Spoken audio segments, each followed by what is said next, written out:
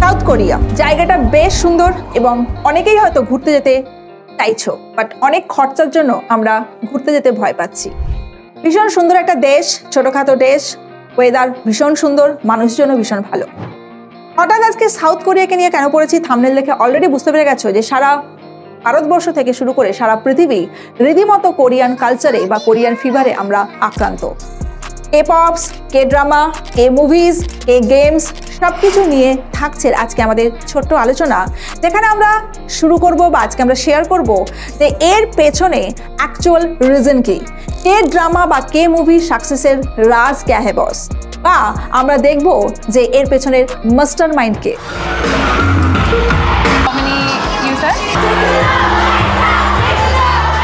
তো welcome to WBSC OLA, আশা করি প্রত্যেকে খুব ভালো আছো। অনেকদিন পর তোমাদের সঙ্গে একটা ছোট ভিডিও শেয়ার করছি, তো যেখানে আমরা শেয়ার করব কিছু লোমহর্ষক ডেটা। তো চলো ফার্স্ট স্লাইড দেখে বুঝতেই পারছো তোমরা যে আমাদের বিখ্যাত গেম কোরিয়ান, আমাদের না কোরিয়ার বিখ্যাত গেম স্কুইড গেম, আশা করি সবাই দেখে ফেলেছো সিজন 1, সিজন 2 অ্যান্ড এটা হচ্ছে season 3 trailer.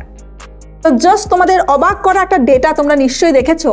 The south Korean Netflix series squid game generated a staggering, just guys দেখো, $900 million in revenue, become a global phenomena attracting just viewers, দেখো 111 million viewers within a month.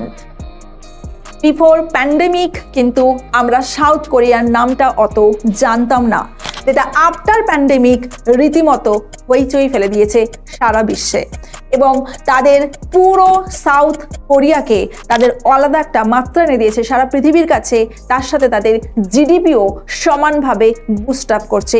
সেই নিয়ে থাকছে আজকের ঘটনা।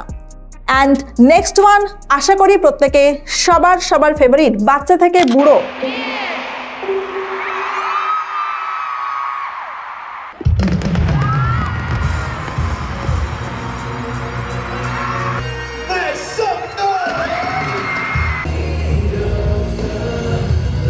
অবাক হয়ে যাবে, আজকালকার জেনারেশন রীতিমতো কাঁপছে BTS।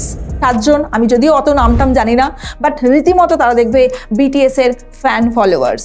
অ্যান্ড BTS এর জাস্ট ইকোনমি দেখো এক্সিডিং $100 মিলিয়নস। তাহলে বুঝতে পারছো রীতিমতো তাদের ইকোনমিকে কিন্তু বুস্ট আপ করছে। তো এখানে আমরা আস্তে আস্তে ধাপে ধাপে সবটা নিয়ে আলোচনা করব, not only BTS, not only movies, সবটা মিলিয়ে থাকছে আজকের ঘটনা। एंड देयर आर सम के ड्रामास। आप लोगों का एग्जाम होगा, तैयारी करते रहो। नेहा, एग्जाम में तुम मेरे पीछे बैठना ठीक है। ভীষণ সুন্দর রোমান্টিক কিছু কে ড্রামা রেখেছি, জাস্ট দেখো প্রচুর আছে, তোমরা নেটফ্লিক্স খুলেই ভরে ভরে পেয়ে যাবে। অ্যান্ড এখানে জাস্ট তোমরা দেখো যে সাউথ কোরিয়ার কে কতটা বুস্ট আপ করেছে তাদের জিডিপিতে। 2023-তে তাদের ভ্যালু ছিল দেখো 70, মানে তুমি ধরে নাও $80 বিলিয়ন। অ্যান্ড সেটা আস্তে আস্তে বাড়তে বাড়তে কোথায় চলে গেছে, approx $90 billion. Not a matter of joke, তাই না?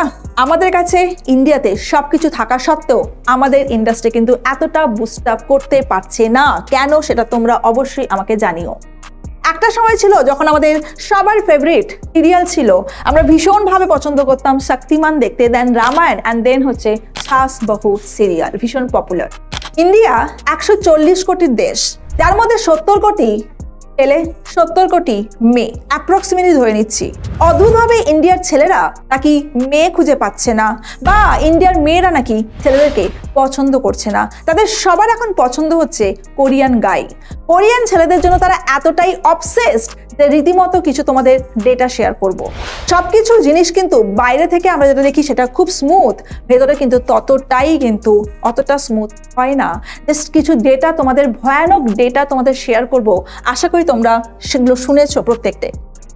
এখানে দেখো বেঙ্গালুরুর ঘটনা, অ্যান্ড একদম রিসেন্ট ঘটনা, ডিসেম্বর 16 গত বছরের ঘটনা। 2024-এ এত বেশি কোরিয়ান ফিভার আমাদের এসে গেছে, রীতিমতো আমরা মেয়েরা বা ছেলেরা ভাবছি যে ওদের ছেলেরা বা ওদের মেয়েদের মতো যেন এত বেশি রোমান্টিক হয়।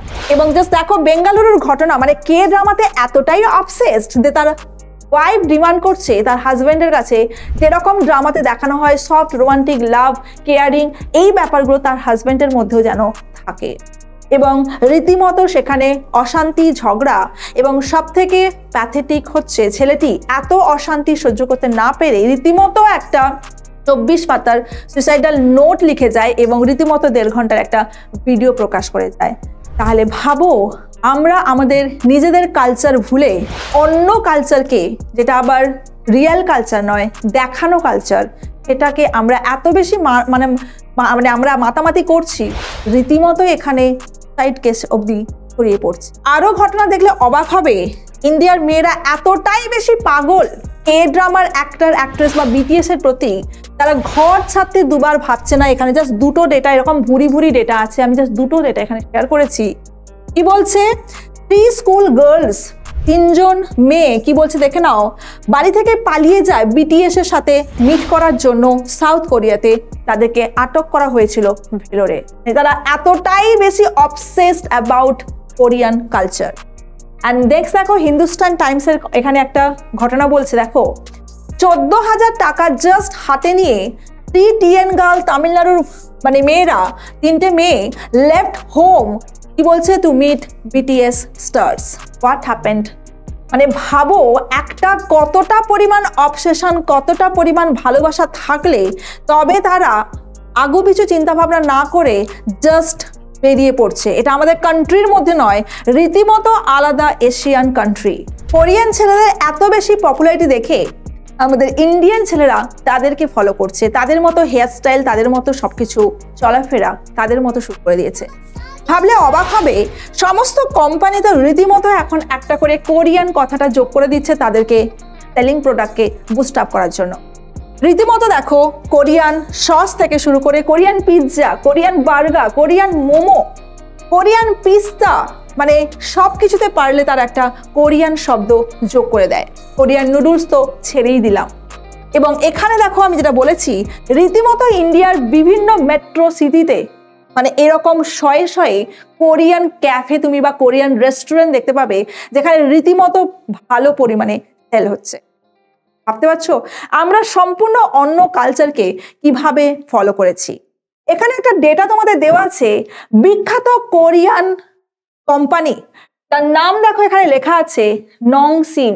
জাস্ট এই ছবিটা দেখো তোমাদের, যেটা নংসিমের রামেন বা যেটা তাদের ভাষায় নুডলস, তাদের শেয়ার কি বলছে দেখো, significant milestone in the growing appetite for K food in one of the Asia's ফার্স্টেড rising consumer market. শুধুমাত্র ইন্ডিয়ার কথা বলছে, তাদের সেলিং এতটা বেশি যে তারা রীতিমতো টপ করছে আমাদের মার্কেটে, এবং আমরাও তাদেরকে ভীষণ অ্যাকসেপ্ট করছি। এখানে দেখো south Korean brands ramen I India's growing market, মানে বাকি যে সমস্ত নুডলসগুলো আমরা খাই সেই সমস্ত নুডলসকে রীতিমতো তারা পেছনে ফেলে দিচ্ছে। তাহলে K pops, K drama, K music, K movie এতটাই পপুলার, ইন্ডিয়াতে ভাইরাল, যে আমাদের সব কিছুতেই রীতিমতো কোরিয়ান একটা ওয়েভ এসে গেছে। আমরা সব কিছুতেই কিন্তু কোরিয়ার সাথে যুক্ত হচ্ছি। এবার আমরা দেখব এত সাকসেসের পেছনের কারণ কি। তো really hats off to the south Korean government, যিনি তাদের কালচারটাকে এত সুন্দর সারা বিশ্বের কাছে প্রমোট করেছে। এবং the main master mind is the hallyu culture.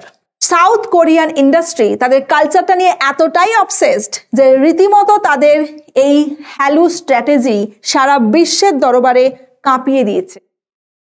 যেখানে মার্কেটিং স্ট্র্যাটেজি কি, যে এখানে তুমি সমস্ত জায়গায় কোনো কিছু শিখতে গেলে তোমার কাছে মিনিমাম কিছু টাকা নেওয়া হয় কোনো একটা কোর্সে ভর্তি হতে গেলে। সেখানে বিখ্যাত এদের একটি কোম্পানি দেখো, কিং সেজং ইনস্টিটিউট, সারা পৃথিবীর বিভিন্ন জায়গায় সেন্টার আছে। আমি শুধু এখানে কলকাতার, ইন্ডিয়ার কলকাতার সেন্টারটাকে দিয়েছি, কলকাতা নয় এটা, বারাসাতের সেন্টার। সেখানে কি করা হয়, ফ্রি লার্নিং, মানে জাস্ট মার্কেটিং স্ট্র্যাটেজি দেখো, কোরিয়ান ল্যাঙ্গুয়েজ তুমি ফ্রিতে সেখানে শিখতে পারো, এবং this is the best policy for the success. Number 2, concert.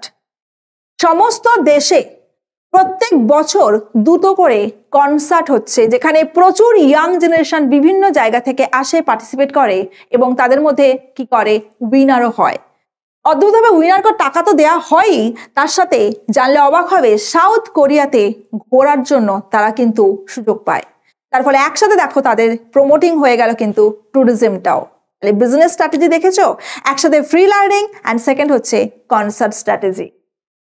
Next চলে আসি, আমি জাস্ট এই হ্যালুর কনসার্টের বা হ্যালুর যে স্ট্র্যাটেজি তার আফটার এফেক্ট জাস্ট দেখো। হ্যাঁ অবশ্যই এটা কিন্তু একদিনে হয়নি, অনেক দিন আস্তে আস্তে করার পর কিন্তু এই সাকসেস এসছে। এখানে জাস্ট নিচে যেটা দেখো ব্রাউন কালার, হ্যালু ফ্যান ক্লাবস, আর ওপরে দেখো হ্যালু ফ্যান্স। জাস্ট গ্রোথটা দেখো, রেকর্ড গ্রোথ 2012 এর ডেটা অ্যান্ড এটা 2021 আফটার কোভিড এর ডেটা। জাস্ট দেখো ফ্যানের সংখ্যা রীতিমতো কোথায় গেছে।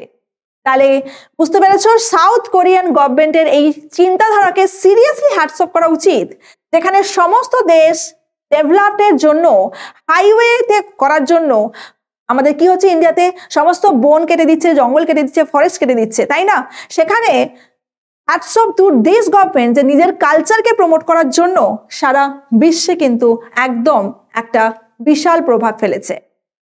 এবার আসি নেক্সট, আমাদের দেখে নিই তাদের জিডিপি কিভাবে বুস্ট আপ হয়েছে। 2013 the famous K drama my love from the star.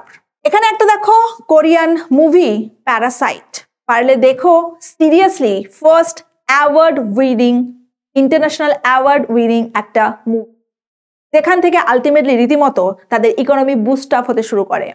2016 descendants of the sun, এবং তারপর আসে 2017 দ্য ফেমাস বিটিএস। এই কে পপের এখন বর্তমান ফ্যান ফলোয়িং কত বলতো? 90 million fan following throughout the world.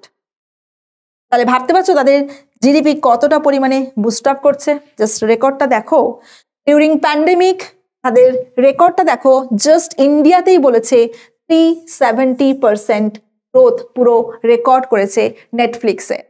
And this is the BTS. এখানে বিটিএস এর জাস্ট ডলারে বলা আছে দেখো, ইউএস ডলার 4.9 মিলিয়ন তাদের ইকোনমি। তাহলে ভাবতে পারছো একটা দেশের ইকোনমি যতটা বুস্ট আপ হবে, জিডিপি যত বেশি, সে তত বেশি কিন্তু ডেভেলপড হবে। শুধুমাত্র বিটিএস নয়, এখানে জাস্ট আমি বলেছি দেখো কে ড্রামার popularity. Korean dramas become more mainstream, এবং যে কোনো তুমি Netflix, OTT, Amazon mini TV, more than 300 তুমি দেখতে পাবে এই কে ড্রামা। জাস্ট এখানে তোমরা দেখো যে বিফোর প্যান্ডেমিক প্রায় ছিল 0%, সেখান থেকে আস্তে আস্তে রাইসটা দেখো 46%, রীতিমতো ইন্ডিয়ার মার্কেটকে ধরে ফেলেছে। রিজন কি, কেন কে ড্রামা এত বেশি পপুলার? যেখানে আমাদের শ্বাসবহু বা আমাদের প্রচুর সিরিয়াল হয়, সেখানে আমরা এত বেশি কিন্তু ইন্টারেস্ট দেখাই না, কিন্তু এই সমস্ত ড্রামাগুলো দেখতে আমাদের ভীষণ পছন্দ হয়। তার রিজন দেখো, ফার্স্ট স্ক্রিপ্ট। প্রত্যেকটা ওমেন হচ্ছে এরা স্ক্রিপ্ট লেখে, তার জন্য ভীষণভাবে সফট এবং কাইন্ড স্ক্রিন হয়, ভীষণ সুন্দর একটা রোমান্টিক তাদের প্রত্যেকটা মানে ড্রামাগুলো থাকে, কিন্তু সেখানে কিন্তু কোনো ভালগারিটি থাকে না। দেন দেখো ল্যাঙ্গুয়েজ। ল্যাঙ্গুয়েজ হচ্ছে আগেকার দিনে ব্যারিয়ার ছিল, বাট আজকের দিনে সবই হচ্ছে কন্টেন্ট, মানে হচ্ছে ডাবড, বা বলতে পারো তুমি ইংলিশ এবং হিন্দিতে সাবটাইটেল দেওয়া থাকে। চার্মিং লুকস, অবভিয়াসলি তাদের সুন্দর হচ্ছে ভি সেপ্ট, এবং তাদের একটা ভীষণ সুন্দর ফর্সা চার্মিং লুকস ছেলেদের এবং মেয়েদের, যেটা আমরা ভীষণ পছন্দ করি। তার সাথে দেখো এশিয়ান কালচার আমাদের সাথে, মানে ইন্ডিয়ার সাথে ভীষণভাবে খাপ খায়, এবং আমাদের একটা ভাই বোন বাবা মা এই নিয়ে একটা ফ্যামিলি কালচার, তার জন্য আমরা ইন্ডিয়ানরা আরও বেশি এটাকে কিন্তু আমাদের সাথে এটা খাপ খাইয়ে ফেলেছে। সবকটা বললাম কে ড্রামা, কে মুভি, তাহলে বাকি থাকে কেন রিসেন্ট পপুলারিটি কে বিউটি। সব জায়গায় মানে ইউটিউব থেকে শুরু করে ফেসবুক থেকে শুরু করে সমস্ত জায়গায় দেখবে রীতিমতো এখন তোমাদের পার্লার থেকে শুরু করে সব জায়গায় রীতিমতো চলছে এখন কি গ্লাস স্কিন কনসেপ্ট বা কোরিয়ান স্কিন কনসেপ্ট। এতটাই যে যেখানে দেখো Korean beauty brands, famous brand দেখো দ্য ফেস শপ, রীতিমতো মিন্ত্রা থেকে শুরু করে ফ্লিপকার্ট সব জায়গায় পেয়ে যাবে, এবং ভালোভাবে কিন্তু হাই সেলিং ব্র্যান্ড প্রোডাক্টস। সবারই এখন চাই ওদের মতো গ্লাস স্কিন, এবং আমরা ভীষণভাবে দেখবে আমাদের কালো স্কিন বলে ভীষণভাবে ইনফিনিটি কমপ্লেক্সে ভুগি, এবং আমরা সবাই ভাবি আমরা ফর্সা হতে যাব, এবং তাদের যে ব্র্যান্ডগুলো ইন্ডিয়াতে রীতিমতো কাঁপাচ্ছে। কিন্তু আমরা কি করি সবাই দেখো যেটা এখানে রেখেছি রিসেন্টলি আর একটা বড় স্ক্যাম হচ্ছে রাইস ওয়াটার চ্যালেঞ্জ। মানে সিম্পল হচ্ছে ধান বা ভাত যেটা হয় ভাতের চালগুলোকে কি করা হয় চাল ধোয়া জল সেটা নাকি মাখলে তাদের গ্লাস স্কিন পাওয়া যায় এরকম।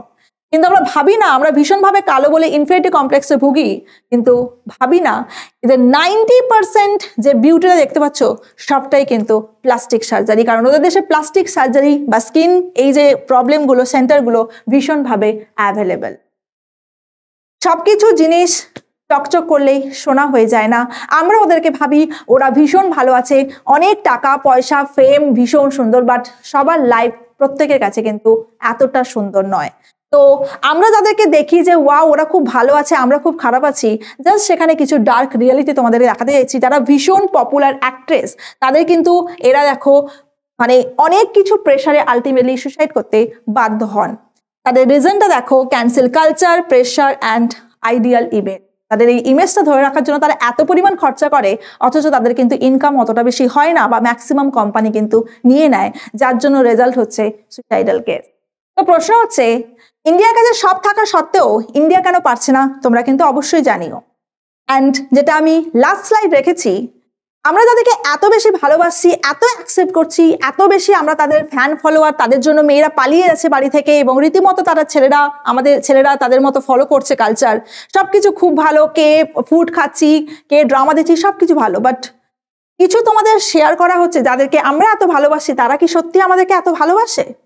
জাস্ট এখানে কিছু দেখো তোমাদের ফেমাস যারা বিটিএস তাদের দেখো থিঙ্কিং বলছে উই হ্যাড ইন্ডিয়ান্স, এবং ফেমাস ভদ্রমহিলাকে তোমরা সবাই চেনো নিকিতা সামথিং, দেখবে ফেমাস ইউটিউবার, তার একটা জাস্ট এখানে দেখো ইন্ডিয়ানস আর নট অ্যালাউড।